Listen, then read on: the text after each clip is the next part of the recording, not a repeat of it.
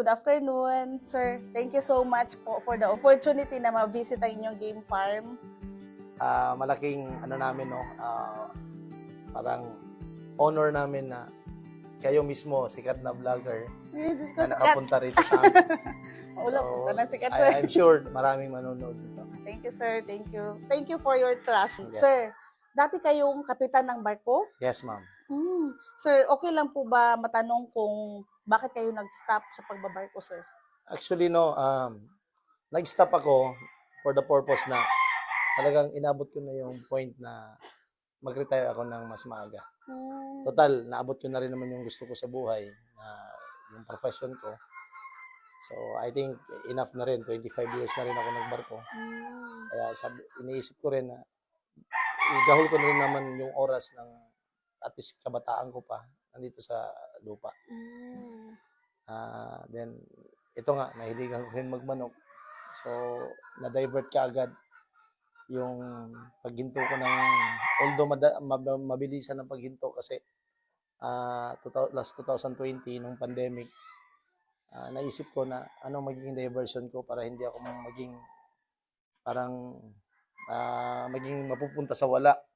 Kasi siyempre nag-retire, sanay tayo na 2 months sa vacation, then diretso sa trabaho. Parang ganun ang routine ko sa buhay. So, nawala yung pagbabarko na yon. So, ang ginawa ko, total hilig ko na rin magmanok. Then, even noon na nagbabarko pa ako, meron na rin tong manukan na to. Existing na to, sir, Existing nung na hindi po. pa kayo Actually, nag-retire. hindi itong area na to, doon sa kabilang area. Pero nung paghinto ko nga, sabi ko, magpo-full blast na ako. Okay naman, sa madaling salita, na napunta naman kami sa maayos na pag-breed. Nakakapag hands-on na rin ako.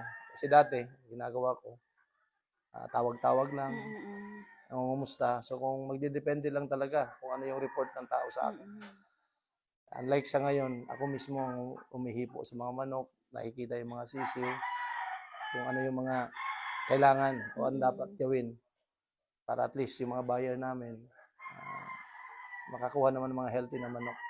Frustrating masyado yung ganun, sir, no? Nga, nasa barko ka, tapos nandito yung game farm mo, tapos kung pwede palang puntahan. Yes, medyo nga lang, kasi medyo malaking pagkaiba. Although real time, kasi minsan sa teknolohiya ngayon, pwede naman tumawag ka agad anytime, kahit mag-video call, pwede naman. Iba talaga yung hinihipo mo yung manok. Iba-iba. Tsaka maganda naman ang naging resulta. Aside dito sa game farm, sir, ano pa po yung mga iba nyong ngayon, sir? So actually, no, itong aside dito sa manukan ko, nagmamanage ako ng sabungan. Yung Bansalang Giliera. So, isa ako doon sa nag-manage, 6 kami.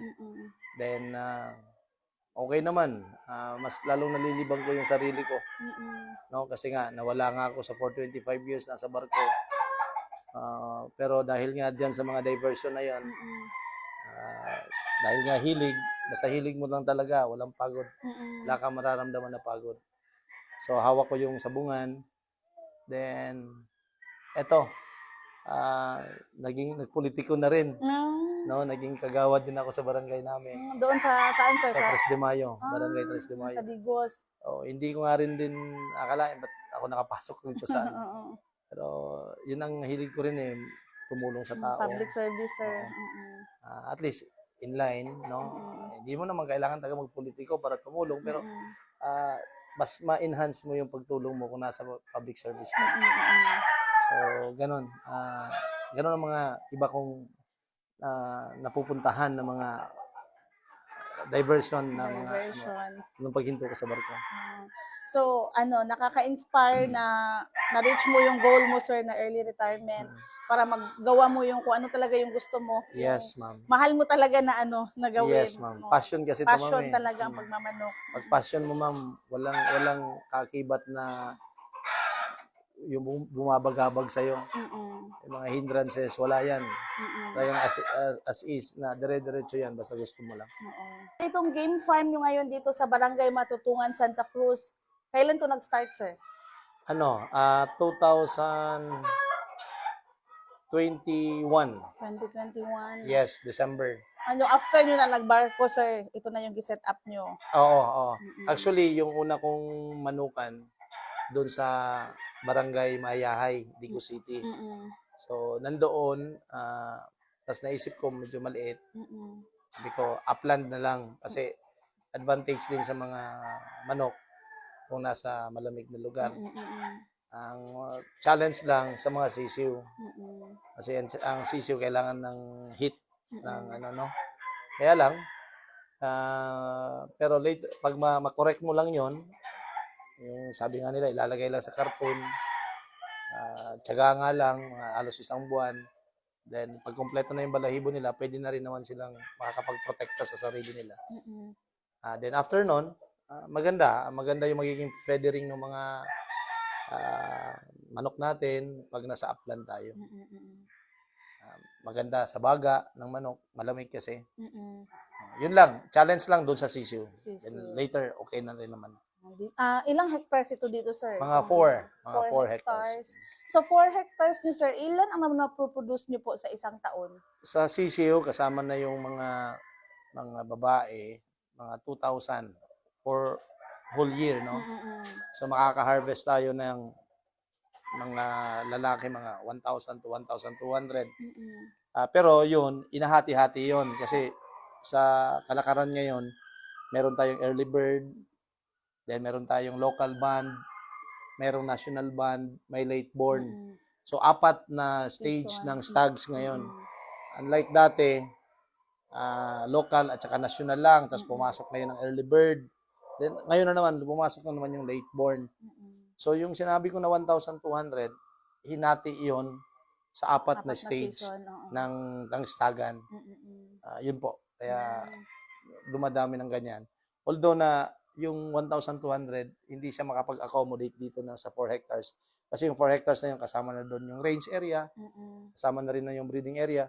Kaya, itong sa cord ko, around mga 700 lang naman to eh. Mm-mm. Pero nasusustain yun, nafi-fill upan yun kasi pagka ubos nung early bird, tamang-tama naman, harvest na naman doon sa local band. Mm-mm. Kaya, walang problema, pero puno lang nga lang lagi Mm-mm. yung cord natin. I-replenish. No, nare-replenish ka agad. Kaya okay lang. May ano siya cycle. Mm-mm. Kaya hanggang doon lang din naman ako, hanggang mga 1,000 to 1,200 lang. Hindi na pwedeng sumobra kasi pag sobra, ma-jeopardize na naman yung paglalagyan ng manok. Mm-mm. Pero lang talaga. Sir, saan po galing yung mga sir, breeding materials at saka ano po yung mga baseline nyo dito, sir? Okay. Yes, ma'am. Yan ang magandang tanong ano. Kasi yun yung ikakasaya ng mga breeder. Mm-mm. Kung saan nang galing yung manok nila. Mm-mm. Kasi katulad niyan, kay ako i-recognize ko yung manukan ko ngayon na Allen Roundhead, galing po yan kay Nene Aguilar. Mm-mm. So that was 2011. Binili ko trayo, 2 trayo. Then unfortunately yung isang trayo medyo nagka-problema. Yung isa lang ang nagtuloy. Mm-mm.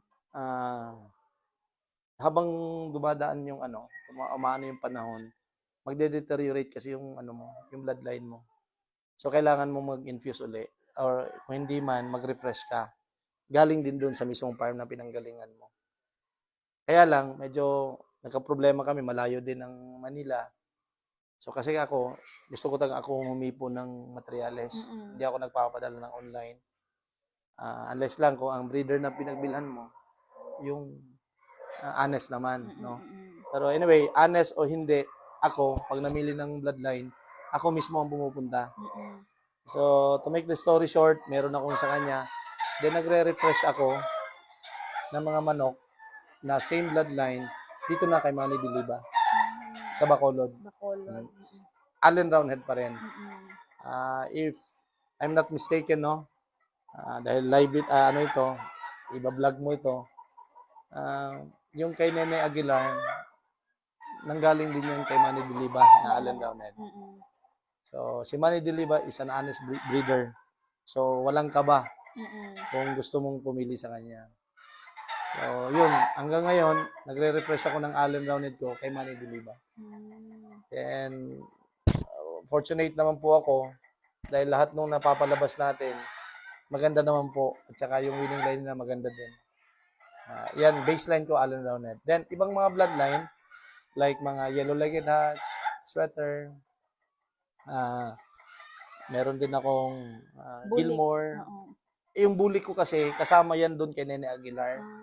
And I don't know, parang meron siyang roundhead eh. So, pinasukan ko na lang talaga ng roundhead ng Allen. So, ang kulay na lang talaga ang nagpapaiwan dyan. That is Allen roundhead pa rin. Sa akin, nakikita ng mga ibang mga nagsasabong na maganda daw ang bulik, maayos daw ang bulik ko. Actually, no, nasabi lang nila yon kasi yun na lang yung nalalabang ko eh. Hindi yan nabibili ng buyer kasi more on style siya. Hindi sila yung talagang namamalo na pumuputok ang palo, yung mga sinasabi nilang gano'n. Ang sa akin, naiiwan yan kasi more on style, hindi nabibili ng buyer. So ako na nagpa-fight. So yun yung nagpapanalo sa akin. Pero yung Allen Roundhead ko rin na red, na talagang yun, isa din yung nagpapanalo. No? Kaya dyan tayo nakakapagpangalan dito sa bulik natin, which is Allen Roundhead pa rin. Okay, yung mga iba naman, yung Gilmore ko, yung White General, kay Randall Plaza galing, Yellow-Legged Hatch, sweater. Sa sweater ko, no, meron akong 5K sweater.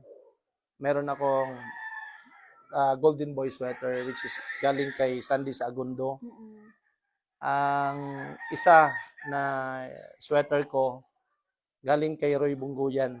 No, isang kaibigan na sa Davao, magaling magmanok, magaling na breeder. Nakakuha din ako sa kanya. Then ako na lang nagtitimpla-timpla. Ganoon naman tayo mga Pilipino, masyadong scientist pagdating sa bloodline. So ayun, no, yung mga Allen Roundhead natin, doon nang galing sa kanila. Kay Manny Diliba at saka kay Nene Aguilar. Then, yun nga, sa nasabi ko kanina, tayo mga Pilipino masyadong mag-discover. As long as na-maintain mo yung gusto mong style ng fight nila. Kasi mahirap naman yung discovery ka ng discovery tapos hindi mo naman masusustain yung bloodline na gusto mo, ay wag na lang. Pero kung mag-scientist ka naman, na kaya mo naman palang ibuo yung gusto mong mangyari sa manok na ipalabas, okay lang naman. So, katulad sa akin, ako meron ako mga specific na gusto sa manok. No, like angat sila, may ilag, brainy sila. So, that's why Allen Roundhead ang pinili ko sa manukan ko. Yun yung baseline natin. Then, habang tumatagal din naman sila, stags, bull stag, cock, lalo na pa nag-cock sila, lalong gumagaling. Lumalakas din sila. Habang tumatanda, sir. Habang nagkakaedad, lalong gumagaling. Yun, no? For the sake lang din sa mga ibang breeder, na hindi ako nagsasabi na yung ginagawa nyo mali. Ito yung sinasabi ko ngayon, yung sa akin. Which is nag-work naman. May mga buyer naman pabalik-balik. So, yun, yung mga ibang bloodline, pang infuse ko lang. Kasi kailangan. Like ang Allen Roundhead, hindi masyadong gwapong manok. So, kailangan mo maglagay ng sweater. So, para gumuwapo sila. Kasi commercial breeder tayo, hindi naman tayo laging nagpa-fight. Ayun po, dadating doon sa bloodline. So, sir, speaking of commercial breeder, so marami kayong for sharing ngayon, sir, sa mga gustong oo, kasi yun din nabubuhay ang manukan natin sa pagbebenta. Mga breeding materials. Meron marami tayong breeding materials, mga pullets na pwedeng i-breed, na pwede kong ma-share sa inyo. Wala pong pili dito sa farm ko, ma'am. Wala pong tinatago. Even na personal ko na gamit, no? Kunyari, may dalawa. Ay, isa ibigay ko. Wag naman yung dalawa din. Dahil mauubusan ako. Hindi na ako makapag-share. Hindi man ako makapagparami uli. Pero pwede ko yung, ginagawa ko yan dito sa farm. Sir, marami kasi tayong mga viewers po na hindi taga Davao or hindi malapit dito. Pwede ba sila makakontak sa inyo online, sir? Yes, ma'am. Anytime. Pwede naman po. Kasi meron naman tayo akong number. Ako actually, dahil nga wala akong ibang trabaho, ginagawa. Ayan, nag-accommodate ako. Before po ang inyong final message para sa ating mga viewers, para sa ating mga aspirant na mga breeders, mga new breeders, kahit na yung matagal na sa breeding industry, congratulations po pala dahil nag-champion kayo kahapon Yes, sa ma'am. Zamboanga. Yes, Congratulations, sir. So sir, pwede ba natin marinig ang inyong message para sa ating mga viewers, sa ating mga aspiring breeders? Okay, magandang hapon o umaga po ba dyan sa inyo? Ito po lang masasabi ko. Kung mag-breed kayo yung gusto nyo. I-breed nyo rin yung sa tingin nyo na makakapag-compete, no? Alam naman natin yan. Kasi tayo mga sabungero, nakikita naman natin sa pit kung ano yung nagpapanalo.